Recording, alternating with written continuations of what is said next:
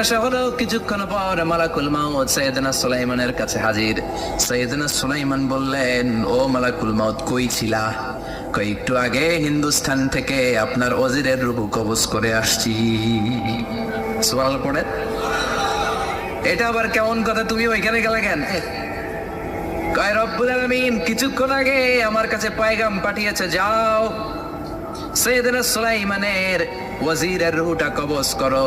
কবজ করার জায়গা হলো হিন্দুস্তানের উপদ্বীপ। কোন জায়গায়? মালাকুল মাউত এসে দেখে সুলাইমান নবীর সাথে মিটিং করে। ওয়াজির কার সাথে মিটিং করে? সুলাইমান নবীর সাথে। কিন্তু ফরমানে লেখা রূহ কবজ করতে হবে কোথায়? হিন্দুস্তানে। সুবহানাল্লাহ কইবেন না?